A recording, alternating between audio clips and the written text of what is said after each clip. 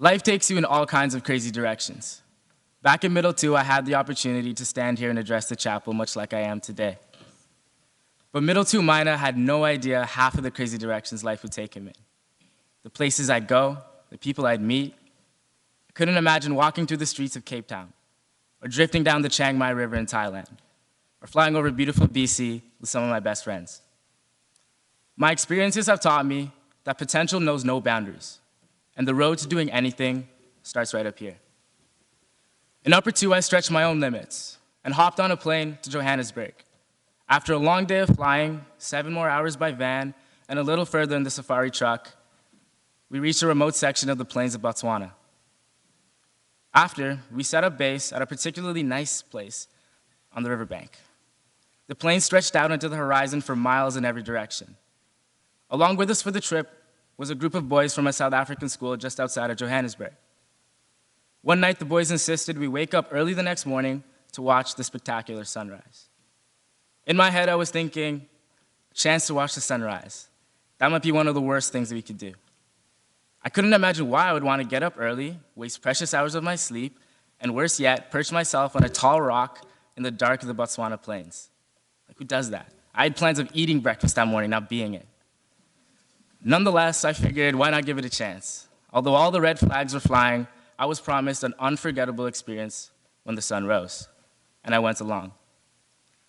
Either way, there we were, just before 6 a.m. in the morning. We woke up to stark darkness in our tents. And as we walked away from the camp and deeper into the brush, I thought to myself, this sunrise better change my life. Because I was risking it all just to get a glimpse of it. I mean, seriously, like middle of savannah, pitch black, who does that? Anyways, the boys from Johannesburg led us up to the top of the rock, and we looked out into the vast darkness and the stillness of the unlit plain. Before we knew it, we witnessed the most beautiful moment of the morning, when the sunlight cracks past the horizon and snatches the darkness from the savannah, flooding the valley with light. It took me a second to digest the moment, how with its presence, the sun provides the energy to turn even the darkest nights into the brightest day. And then and there, I asked myself a question that I still ask myself today. Every day the sun gets up, it rises, and gives light to the world. Why can't I? Why can't I give my light to the world? Every single day is a blessing.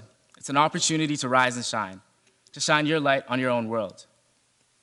A chance to commit yourself to everything you do, to be better, to feel better, to do better.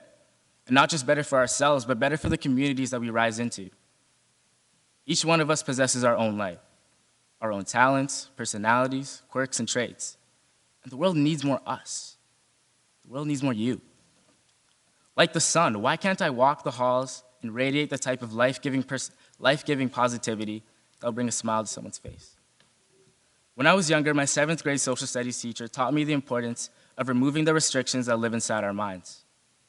His name, ironically, was Mr. Freeman, and he was afraid of nothing.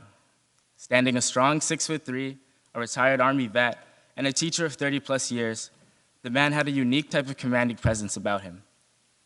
But in class, Mr. Freeman preferred to teach lessons about life above anything else. That year, the summative task was a project with the basic premise to create and design any kind of place that could function and make money. Any place, like a theme park, a resort, an attraction, a getaway, whatever floats your boat. But there were no guidelines and very few restrictions as to what kinds of themes we could pursue, what kind of places we could create. Naturally, for every one of us in the room, our imaginations ran wild, with every idea the 7th grade mind could think of. The next day, Mr. Freeman came into class and asked each student to present their ideas for approval. I'll never forget the image of Mr. Freeman sitting calmly and casually at his wide oak desk at the front of the class, and he asked every student only 2 questions. First, could your idea make money? Of course, as that's the point of the project. But second, he asked simply, why not? Why not have a marble-themed race car track or an 80s retro-themed trampoline park? It didn't matter what the idea, because with 2 words, Mr. Freeman challenged the class to turn even the silliest of ideas into concrete projects. We had the ability to think up anything, think up so many great ideas, but just as quickly we can shut them down in our own heads. Over several weeks, Mr. Freeman watched as each and every ridiculous idea blossomed into a well-developed project. And through it, he taught me that any idea is within reach if we set our minds on success. No obstacle is too great if our belief is greater.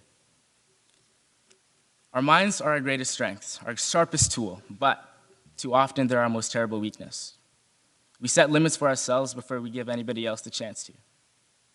But the possibilities are endless when we really set our minds to it. Why can't you be great at that sport you've always thought about trying but never tried out for?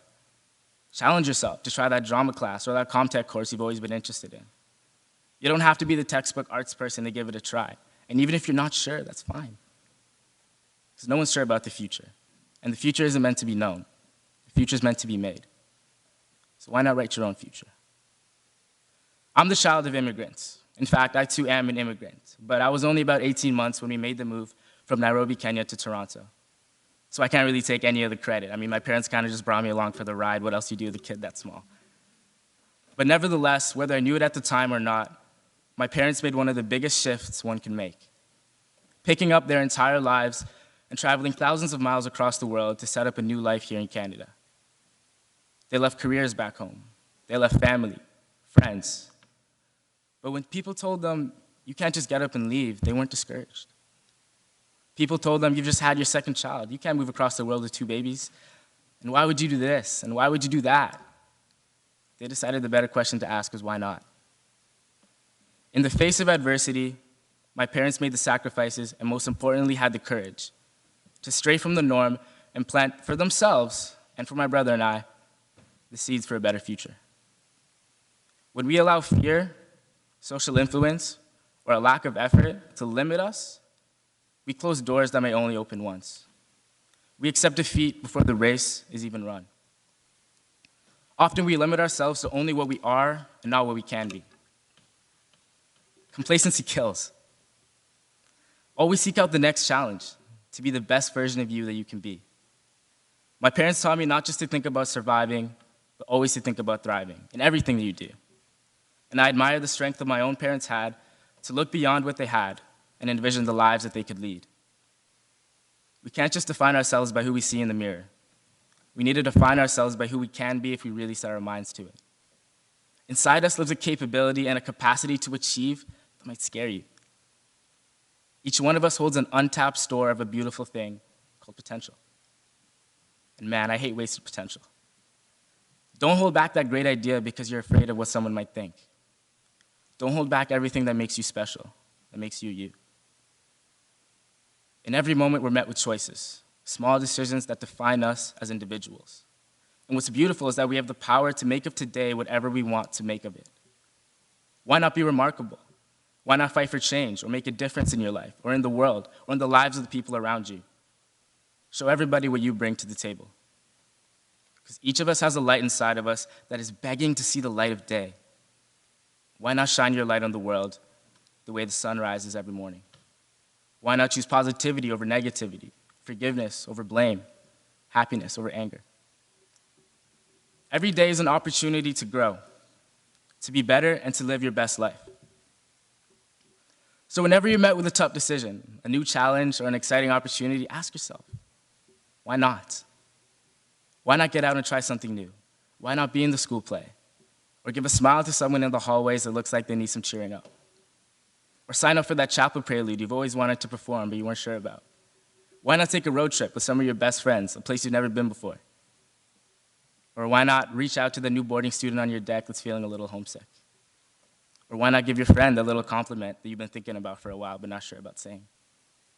So S2s, whether you started here 5 years ago, last year, or last week, there's one last leg to run of this crazy race we're running. Why not make it the best one yet? Because on June 19th, when it's all said and done, let's leave nothing in the tank.